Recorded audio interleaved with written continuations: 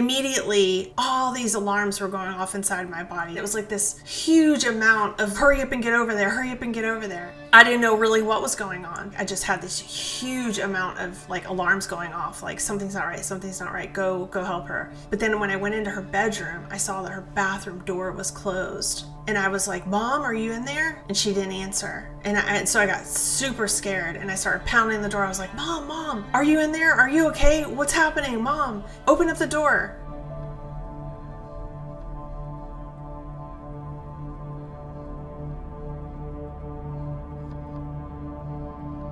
Our culture teaches us to suppress our emotions and our sensitivities. We're taught not to trust them, that they lie, that feelings are weak. But nothing could be further from the truth. My entire life, I've had a high level of sensitivity, being a highly sensitive person. And I've never had the ability to shut off my emotions or the communication that comes from them. And because of that, I've been able to be very proactive in staying ahead of danger, of being able to predict and sense and feel what's coming. I wanted to share a personal story with you of something that happened with me and my family.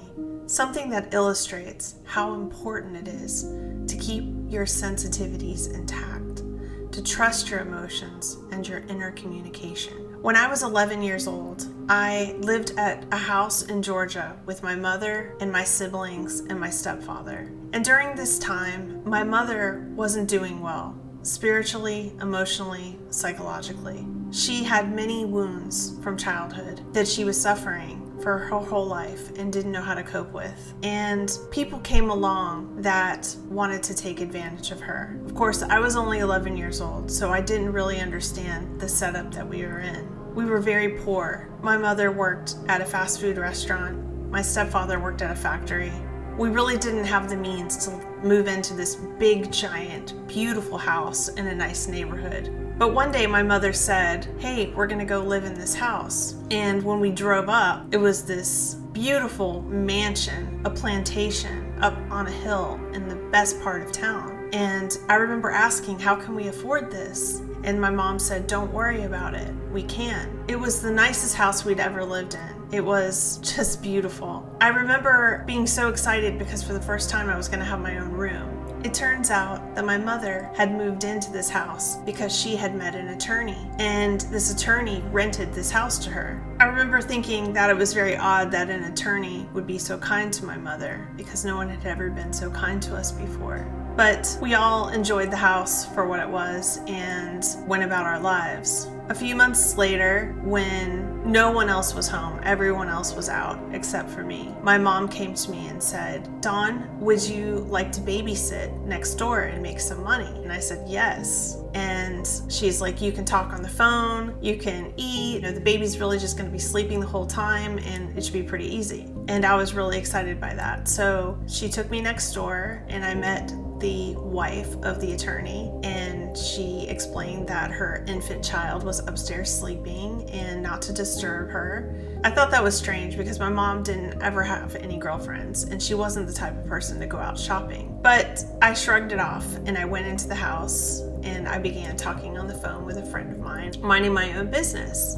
About an hour went by and I was deep in a conversation with my friend, and I noticed that my mother's car and the woman's car were still parked in the driveway and they had never left. And I thought that was strange that they had been there all this time and they were supposed to have gone. Then a very strange feeling came over me, like a really strong sense, like something's not right. It became like this urgent sense, like it was begging me to get off of the phone and investigate. It was like something just took over my whole body. Like if you ever had that experience where your hair stands up on the back of your neck and like your whole back just kind of freezes and something's not right? That's what was going on with me. Something was telling me, something's not right, get off the phone, something's not right, something's not right. It just kept saying that. And I was kind of in a panic because I didn't know what to do. I didn't want to freak out my friend on the phone. I also didn't want to leave the baby by themselves. I ended up telling my friend, look, I have to go. And then my sensitivities led me to the kitchen. It was like I was being pulled in a direction. And over the kitchen sink, there was a baggie. And this baggie was filled with a white powder substance. And as a child, I wanted to think, well, it's probably flour or sugar or something. But something inside of me was like, no, that's bad. Those are drugs. Immediately, all these alarms were going off inside my body. It was like this huge amount of hurry up and get over there, hurry up and get over there. I didn't know really what was going on. I just had this huge amount of like alarms going off, like something's not right, go help her. And so I ran next door thinking that I was going to find my mom and this woman having tea at the table or something and talking, right? And just losing track of time. I remember screaming when I got into the house, Mom, where are you? Where are you? I was frantic. I mean, I was like really stressed out. You could hear it in my voice. I was terrified. And there was no sound. No one said a peep. I couldn't hear anything. Nobody was anywhere to be found. And so I got really freaked out. But then when I went into her bedroom, I saw that her bathroom door was closed. And I was like, Mom, are you in there? And she didn't answer. And so I got super scared and I started pounding the door. I was like, Mom, are you in there? Are you okay? What's happening? Mom, open up the door. And all of a sudden I heard her say, I'm okay. Everything's fine. Just go back. And I was like, I knew something really, really bad was going on. I just started commanding her to open that door. I mean, at 11 years old, the way I was commanding her was like, I was like a grown adult in charge being like, open the door right now, open it right now, or I'm calling the police. And I was completely enraged because I had this feeling that she was being violated, like something awful was happening to her, and all I wanted to do was protect her, and I was ready to bust that door open. One more second and I would have. I had so much adrenaline in my body to protect her that I know I would have literally barreled that door down to nothing and just bust it wide open. I finally said really loud, I'm calling the police. And literally within seconds, the door unlatched and opened. And I actually don't know who unlatched it and opened it, because what I saw was my mother sitting on the toilet with the attorney's wife sitting next to her, holding a tourniquet around her arm, and a man who was giving her drugs intravenously. He was jumping out the window when I was coming in. Whoever opened that door, I don't know. I feel like it might have been God, because these two people were not prepared for me to see what was going on with my mother. And I immediately knew their intention. I could feel it. I knew it. I would put my life on it today. These people had intended to drug my mother and to sell her. And your sensitivities are so keen. They know things. This world is very dark. There's a lot of bad players in this world who are doing very bad things. And to take a mother who had nothing and was down on her luck and had children and try to do this to her, this is what these people did. And thank God my sensitivities were intact, because I was able to walk in here and literally put the fury of hell into that environment and make those two flee.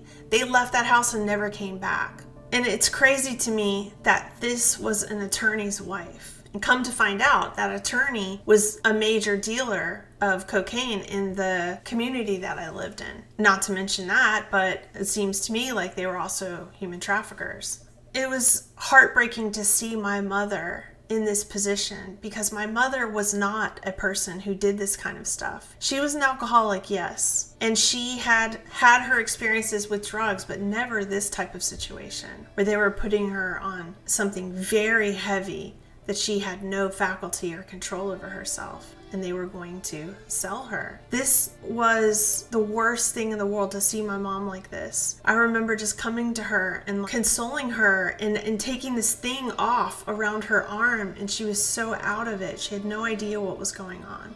It was such a sad moment. And I'm sharing this with you not because I want you to feel sorry for me or my family, but because I want you to understand that the emotions and the sensitivities are where your energy and your power comes from to defeat the darkness in this world. And if you don't have that intact, if you don't trust that, if you don't really know when the moment of truth arises and that instinct kicks in, not to like shove it aside and say, oh, that's probably nothing, or, oh, I'm afraid of what people will think of me if I follow this, then some of the worst things can happen to the people that you love around you or to you. The world is filled with people who are looking to destroy each other. And it's only when you have your spirit intact, your sensitivities intact, that you can know when there is danger and when you need to act and how to protect yourself and how to speak and roar in a way that you will scare off those predators. And this is a really important thing that I've had to learn many, many times throughout my life. And it's not something that takes away your ability to be loving and to be innocent. It's something that is in addition to those things. I don't know what your experience has been like in this world, if you've experienced the darkness of this world, the heaviness that comes when people want to destroy you or the people that you love. You begin to wake up to realize that there's so much more to this world than just what it seems. And so today, my brothers and sisters, I really just want to send you a word of encouragement that if you have an instinct about something, follow it. Don't question it. There's time for answers later. The spirit inside of you will tell you what you're seeing. Know that God has given you a gift of sensitivity. That sensitivity, those emotions, they're the only way for you to discern the truth of this world, and I encourage you to keep those intact, to never diminish them, to never hide them, and to really use them to communicate and know the truth and to be in your power.